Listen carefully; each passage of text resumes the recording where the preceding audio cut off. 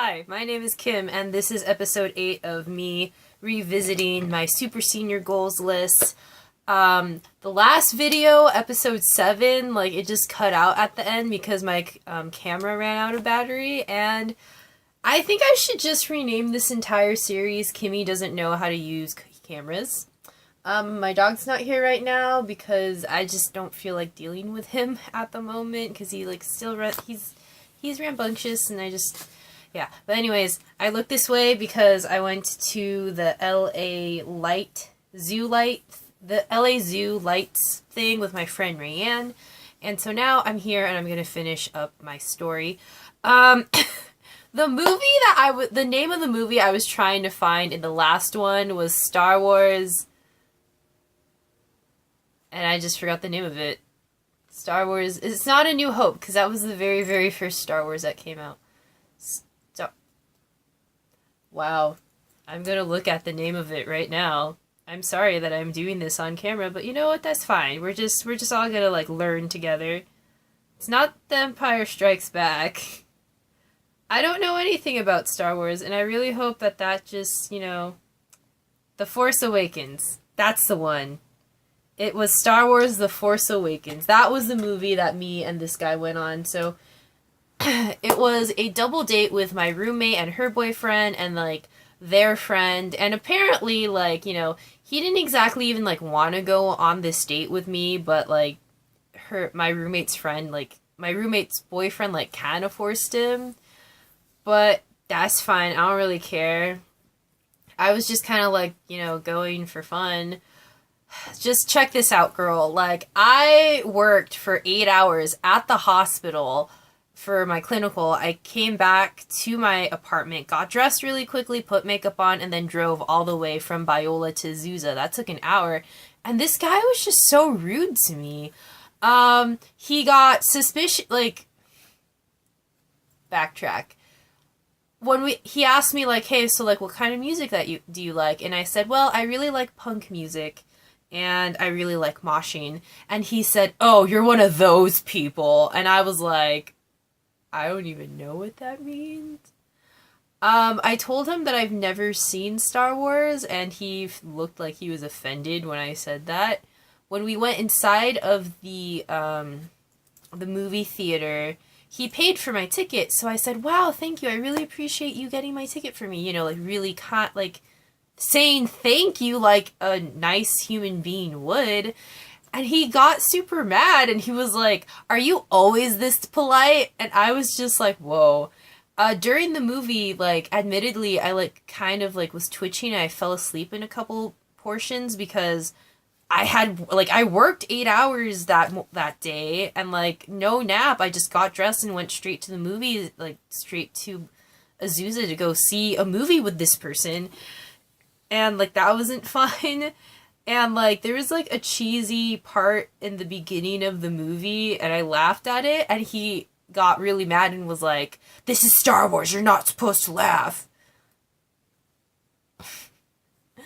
And at the very end, we all went back to their apartment, and so we were just sitting around talking, and he had the nerve to say, nurses should be more humble.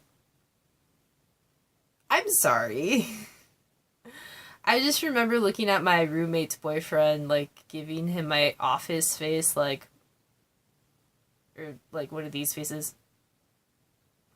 And I left, and I never talked to that person again. And it's funny because my roommate and her boyfriend are always like, yeah, he's such a nice guy, but I don't know, according to her boyfriend, this person is just really when he gets nervous, he gets really awkward, and when he gets awkward, he gets kind of mean. That's not an excuse. So pretty much, my dates were just kind of terrible, so I just kind of I just dated myself, so I just did my best to, go to museums on my own, go to, eateries by myself, and, just dress up super nice and do something that I wanted to do. But, those dates were really interesting, I don't know, I just feel like I'm bad at dating, but whatever. So anyways, And I guess this is kind of where the fun part comes. Yeah, so in the spring, I decided to like focus a lot on myself, and it was my last semester, and I just wanted to graduate. And at the end of my school year, like probably like a week or two before I graduated, there was this guy, and I'm not going to use his name, but I will probably do an X-File on him when I finally get to doing those again. I'm not gonna, like, I don't know, I'll find out a funny nickname to call him. Anyways, like, there was, like, this guy that, like, and I feel kind of weird talking about this one because I'm still not really over it, but there's this guy that I knew, and I remember that I used to see him on campus, like, all the time. He stood out to me, and I thought he was, like, kind of cute, and so I actually kind of got to know him through one of the clubs on campus. It was like this like the club on campus was called Card and Board Gaming Society. So it has like the nerdiest name in the world, and typically the people who go are nerds. So I always called it Nerd Club, but like I found out that he actually was part of this club, and we just started talking, and I kind of ended up liking him. So a week or two before I graduated, like really close to my graduation date, I was like, you know what? I'm gonna ask him out. And I mean, I thought it was kind of cute. I asked him if he wanted to hang out with me, and so we were walking around the campus just talking. And so I was like, hey, so what are you doing on Wednesday, I think?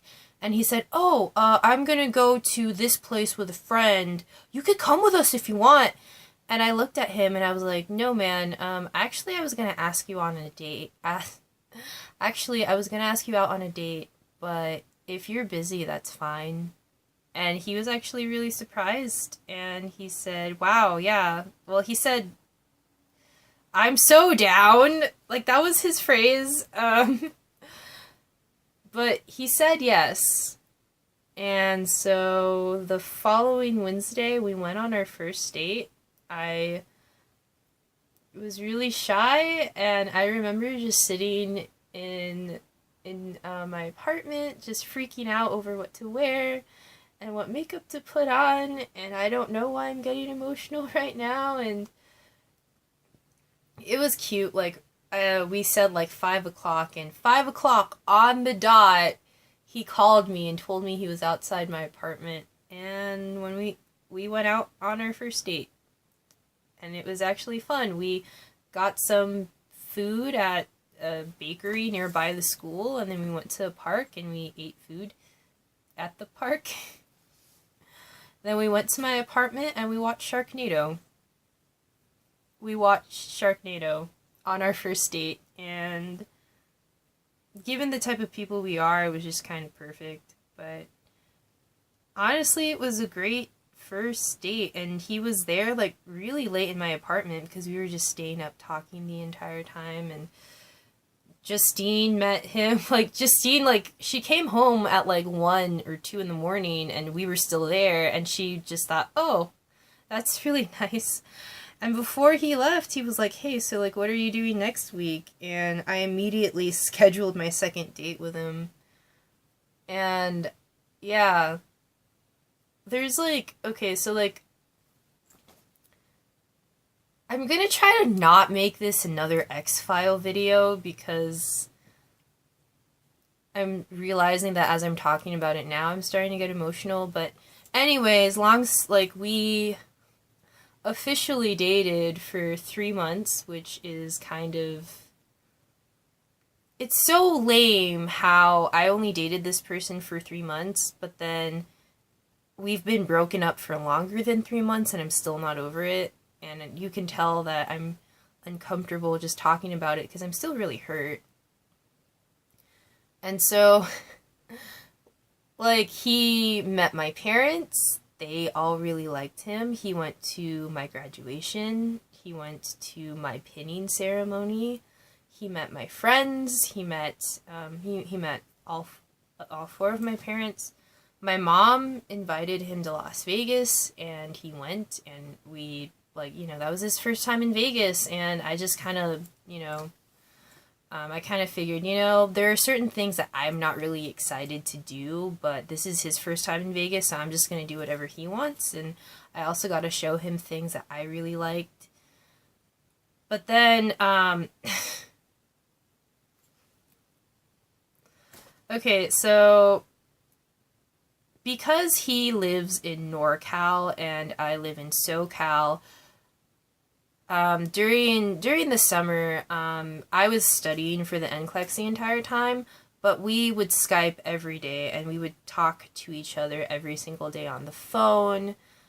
And like, okay, so when we were in Vegas, like, we were dating and then we went to Vegas for a week together, and then coming back from Vegas, he tripped up and he called himself my boyfriend.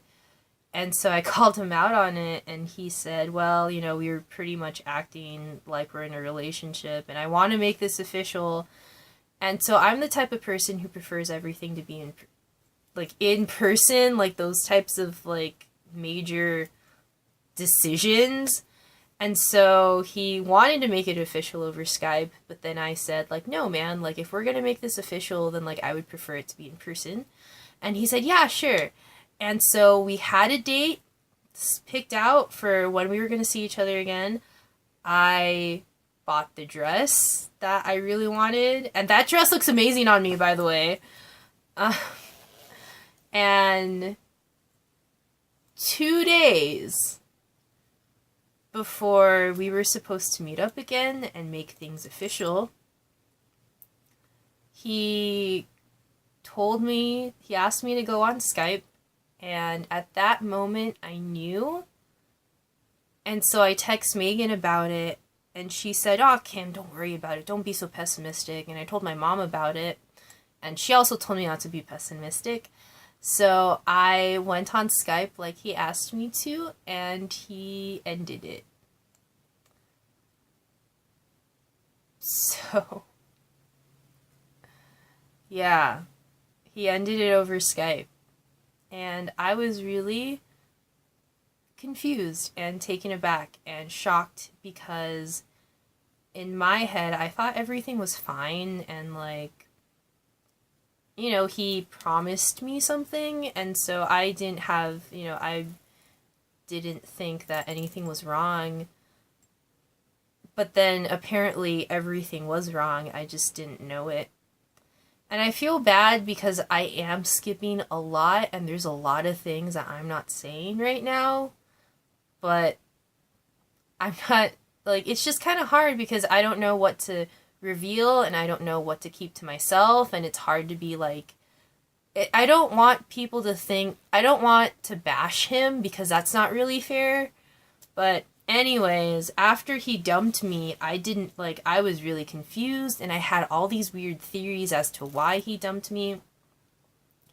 And so, I didn't talk to him for like 2 whole weeks because I was trying to figure everything out, and I just wanted to keep everything to myself and not think. And, well, okay, not really. Like, for 2 weeks, I was trying to figure out what was going on, and I was just trying to process everything.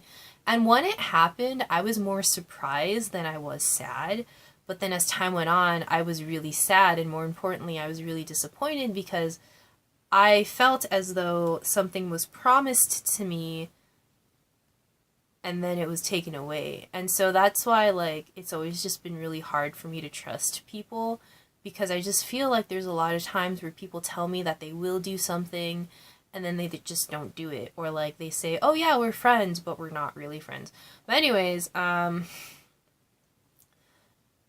we broke up. It's weird to say that we broke up, but like, even though official, like, he was, like, in my head, even though it wasn't official, he was pretty much my boyfriend because he said he was going to make it official, and I was just waiting to see him in person to do all of that.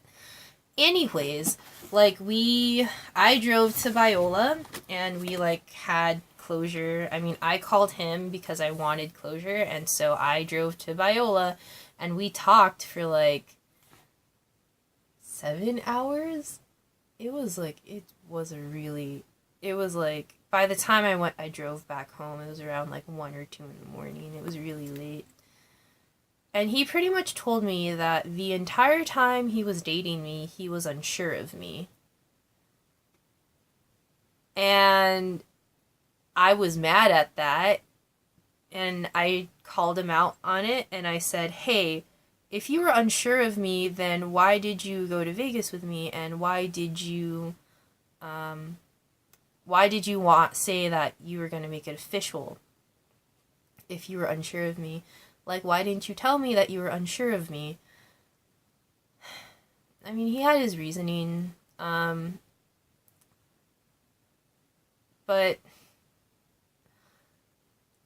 if I'm honest with myself, which is hard, I'm pretty sure we wouldn't have worked out because fundamentally we are two different people. And so when he dumped me, which is weird to say. Well, when we were having closure, we actually, like, when he told me the reasons why he was unsure of me, like, the main reason was that we're two very different people, which is extremely true. Like, we are very different. And, yeah, so it's true. We are extremely different people. We see the world differently. And so it would have just been very difficult to stay together. He gave me examples, which I understand how they make sense to him. But to me, I was just like, that is kind of a crappy decision, but that's fine. And I feel right now like I'm trying to make myself seem like the victim, but I'm really not. And it's just hard because this person who I thought was, gonna be in my life for a significant amount of time just ended. And, I mean, I do kind of, like, I also do blame myself because, like, I was an idiot and I brought up marriage and family, like, way too soon. We only dated for 3 months and I was already talking about things like that. I guess maybe I was too excited, but I really shouldn't have done that because you probably shouldn't bring stuff like that up when you are newly dating someone. But it was just hard because, like, we had some good times and, like, during those good times, it just makes me question, like, were you actually happy during that time? I just feel bad. Like, I really don't want him to seem like a terrible, awful person. But come on, man. Like, you hurt my feelings. So, and it's just really hard to talk about it because I am still upset. And I know that I keep on repeating that. But it is very true. But yeah, this person, like, the main reason why we broke up was because he said that we were very, very different. And so I remember talking to Dean about this and telling him that, and it was kind of nice to have, it's nice to have my friends' input, and basically Dean said, like, yeah, sure, Kim, maybe you guys were different, but at the end of the day, you were willing to fight for the relationship, and he wasn't. And that's kind of crappy, but it is kind of true. But anyways, my timer is about to run out because this camera only has 20 minutes per video. So I am just going to shut this off and we're going to talk about it more. Yay! More episodes. I really am drawing this out way too long. So thanks, guys!